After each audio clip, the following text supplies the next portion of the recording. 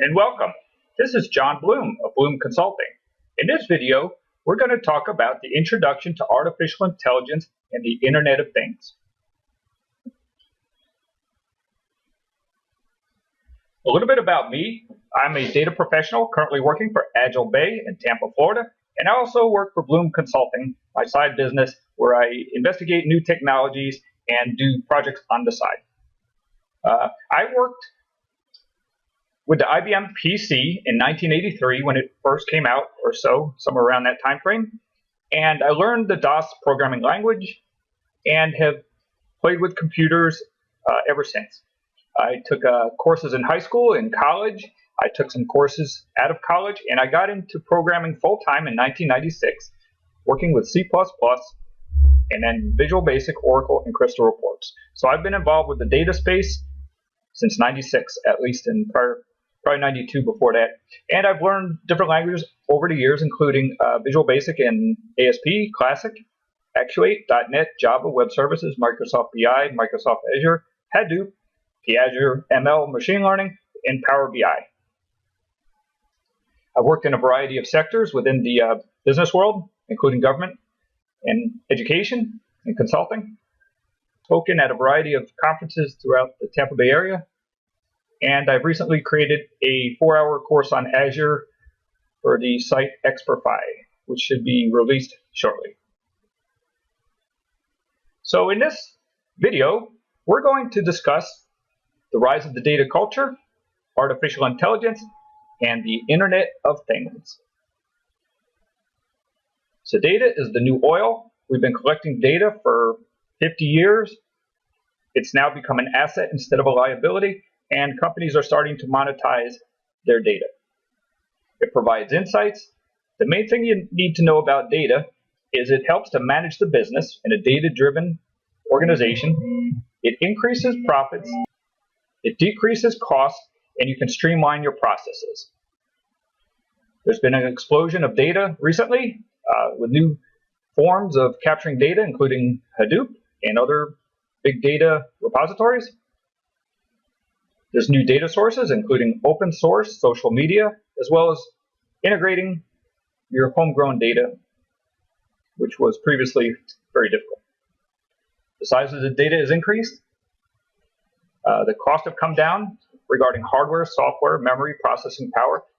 And most important, the software is now in the hands of developers, which before, to create a model, perhaps in the 1980s or 90s, you needed some high processing computer, maybe an education environment, or perhaps a quant to crunch the numbers in statistical.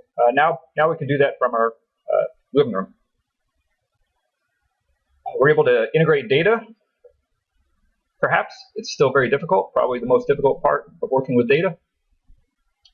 We implement the Agile methodology, iterative sprints over time, to decrease the project duration and also give the business more insight into the project as it occurs.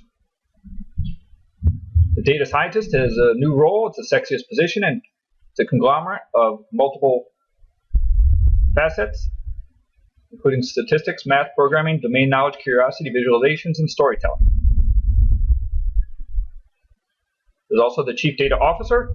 Typically reports to a senior executive responsible for all the data within the organization. He documents the ecosystem. It looks for ways to streamline the ecosystem to reduce redundancies, consolidate the technology to make it easier to support, and find developers.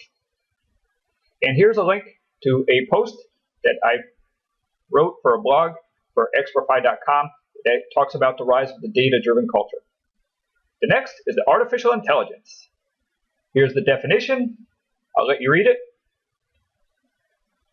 The history of artificial intelligence goes back probably to the mid-50s with Alan Turing, perhaps the first, created the Turing test. The computer could fool a panel of judges that it's a human.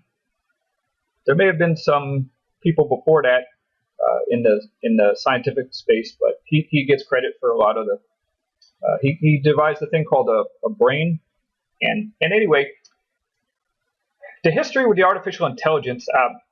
There's basically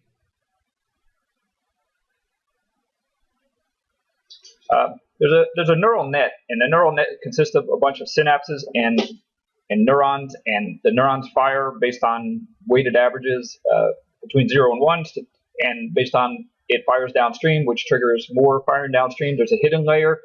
You can tune these things through backpropagation. In a sense, you train the model by inputting some data, and then you compare the results at the end to the actual data, and if it doesn't match, then you can flow the data backwards, and it calibrates the neurons appropriately so that your data is tuned. And finally, you can run live data through, and it'll give accurate predictions to the most very close accurate predictions based on the data, based on the data that was used to test the model, to train the model. In the mid-'80s, there was an AI winner. They kind of lost funding. There's been a resurgence as far as the 1990s in creating these intelligent agents.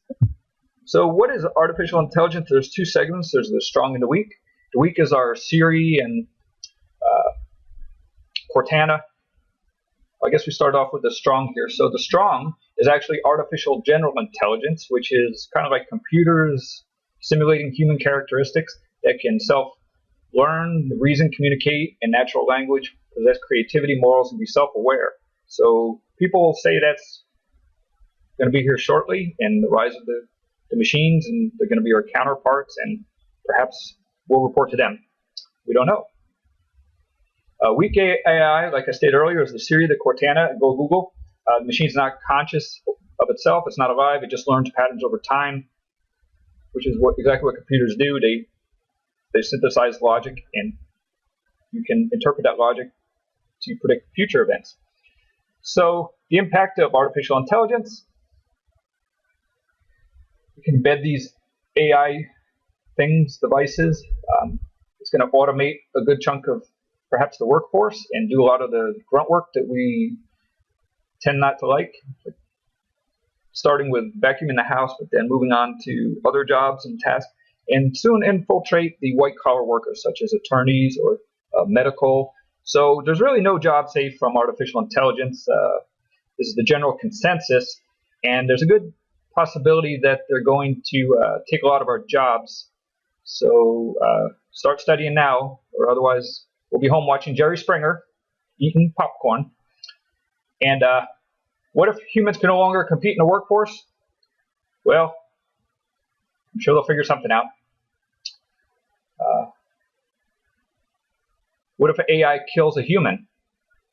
Well, that's not good, but there has to be some rules and morals and ethics established before this rise of the machine. Otherwise, it'll be too late.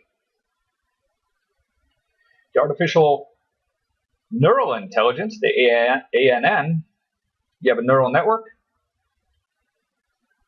You have a series of neurons which are weighted, and they look for zeros and ones, and they fire downstream accordingly, which trigger other neurons to fire. And then there's a hidden layer with a lot of algorithmic computations. There's a lot of complexity in our human brains. We've never really been figured out how it works, but the ANNs try to simulate the complexity with a certain degree of level of accuracy. The artificial quantum neural networks is something new, quantum physics. We don't know how it works, but apparently some smart people came up with a machine. So essentially, the way it works is binary. The system that we've based our entire computing lives for the past 50 years based on zeros and ones, binary. The quantum computer qubit actually can be 0, 1, or both at the same time, increasing the number of possibilities, increasing the calculations per second, and it has great implications. The leading company right now is D-Wave.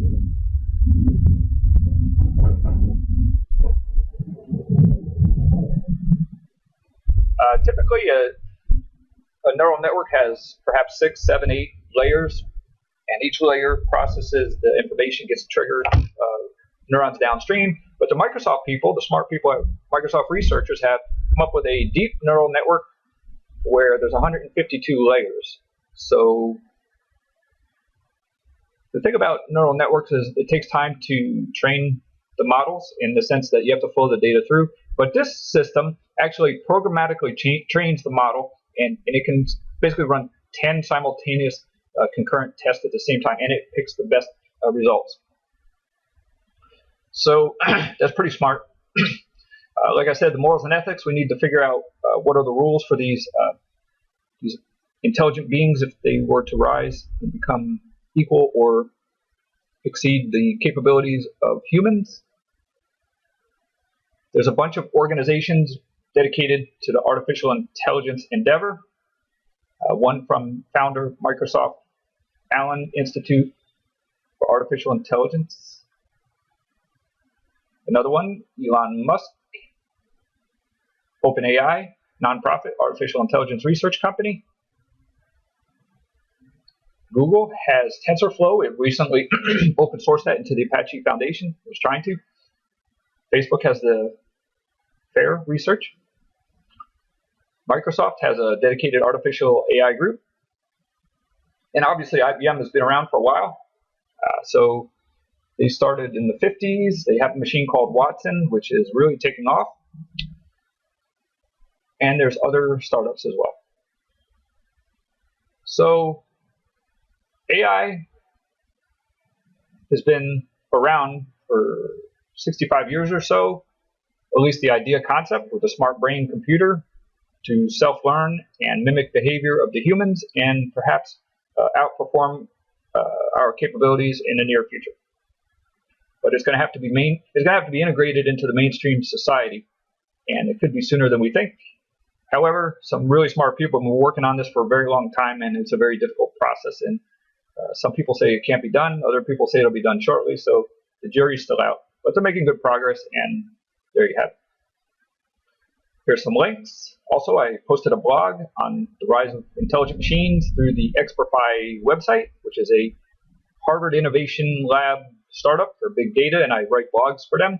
And I also have recently created a 4-hour course on the Azure platform, and that should be out shortly. Okay, the next thing we're going to talk about is the Internet of Things. So what is it? Well, it's a bunch of stuff that's connected from decentralized components and embedded sensors that streams its data back to the central hub, where it's processed for analytical insights, and it can trigger actions downstream. That's my interpretation. So it's cutting-edge technology. The data flows back and forth, mostly to the central location, but it can also flow the other way. Basically, small packets of data containing a short message from the sensor to the central hub contains pulses of information, kind of like little mosquitoes. If you ever camped out, the suckers eat at you all night, and it's nothing huge, but the sum of the whole is a lot. So you're talking millions of transactions per second, perhaps, and some cloud platforms are able to handle that stream.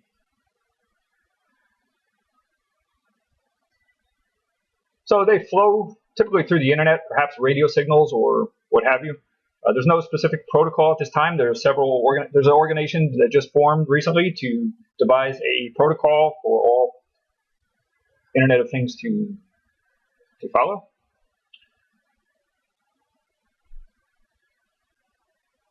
So essentially, you're going to have these connected devices. For example, your garage door opener could have an embedded sensor, and it could watch patterns over time. Perhaps you could open your garage door from your mobile phone. There's a lot of possibilities. So could the crooks. In the hardware, a sensor resides embedded within the device. Some of these devices are proprietary in the sense that the hardware is proprietary, the software is proprietary, the communication device platform is proprietary. Essentially black boxes under the hood. We have no idea what's happening.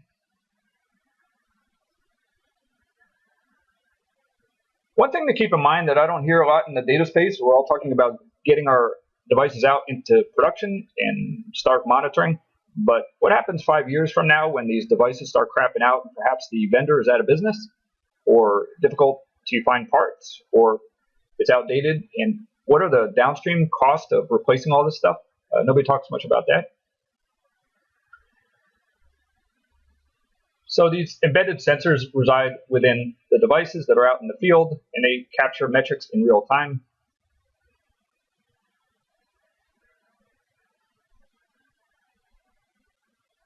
They can capture millions of transactions per second, as in airplane engines, critical information, and typically it's a lot of noise. You don't want to capture every bit of information. You only look for the anomalies to look for problems downstream. These devices out in the field, they typically run on a operating system, so they're like miniature operating systems that reside on the device embedded. And these operating systems periodically have to receive updates or patches over time.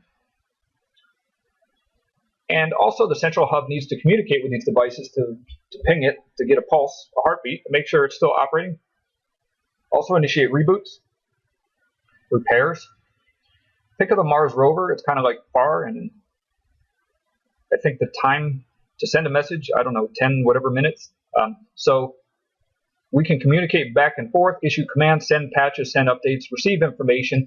So that's a long distance Internet of Things, but essentially that's what it is.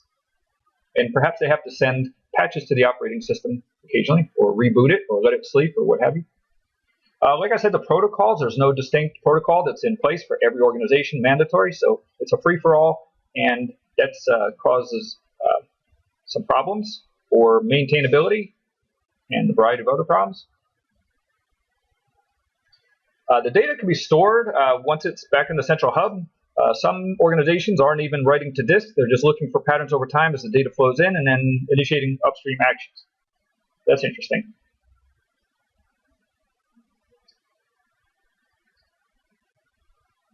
They look for deviations or anomalies from the norm, send alerts.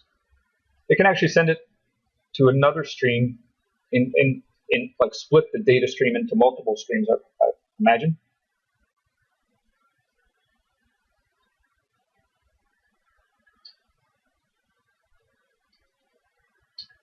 So obviously there must be a network, whether invisible or what have you, for the sensors to communicate back to the central hub. 2 endpoints. Sometimes we need to capture state of the device. Other times we don't. We just receive periodic intervals of information. With the networks, for example, let's say I had a thermostat that was connected to the internet so I could adjust my thermostat remotely.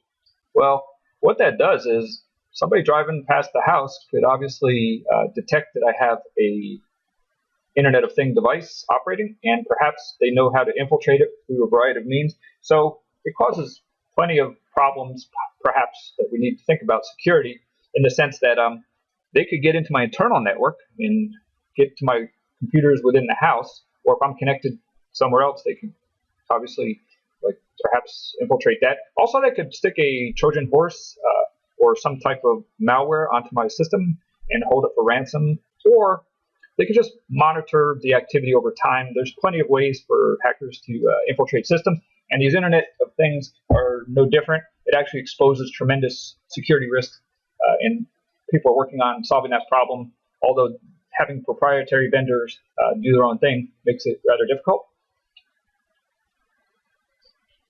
So the software has to communicate back with the central hub, and you can write your software in pretty much any language you want, so that also complicates things. Some of the obstacles, like I said, are security, no standard protocol, the shelf life. If I stick a million devices out in the field in 5 years, how am I going to replace those? What are the costs? What are the depreciating assets, values, and what if the vendors go out of business? Also, it's difficult to find qualified developers. First of all, it's a new technology, so it's cutting edge and not everybody knows it.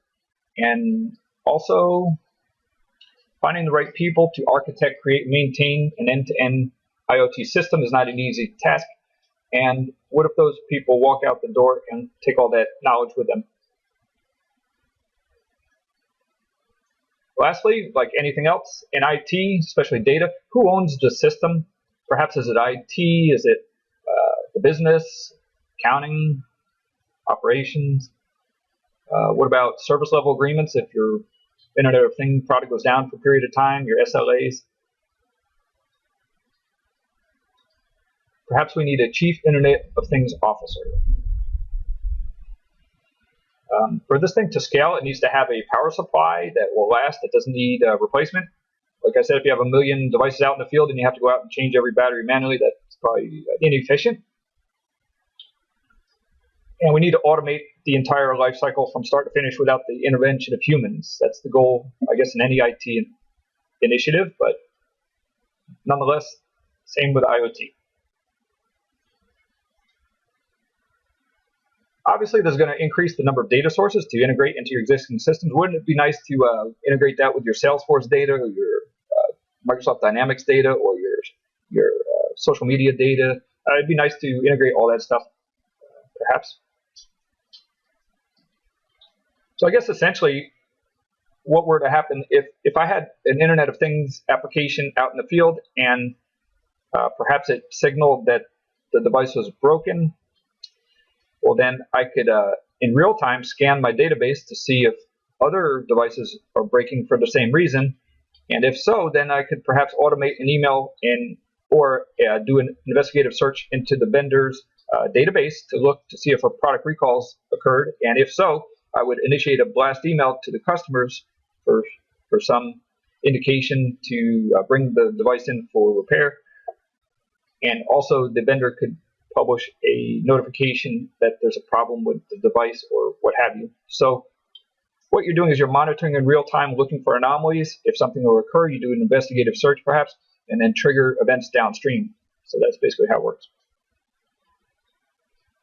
Now, obviously, you'll need to monitor your information in real time perhaps, or downstream, and save that data indefinitely and do your reports and dashboards to gain insight and increase profit, reduce costs, and monitor and streamline processes. We're talking about smart homes and cities having all automation. Obviously, that's perhaps a good idea, some people think. Also, healthcare, there's great implications for monitoring health patterns in real time to prevent emergency room visits and downstream problems. So the Internet of Things technology is upon us. It's going to offer the ability to manage billions of devices and messages at scale, store the data indefinitely, and analyze for insights and perhaps some actions downstream. Constant communication with remote devices, widespread adoption of IoT.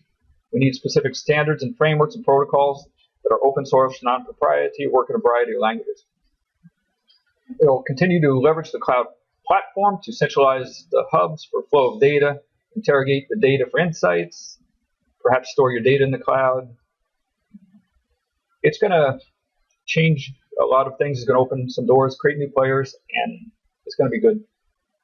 And lastly, here's my link at the Xprify website, where I posted some more information on my blog. And basically, that's the end of the show. So I hope you enjoyed today's presentation on artificial intelligence and Internet of Things. And like I said, my name is John Bloom. My business is called Bloom Consulting. And thanks for watching. Talk to you next time.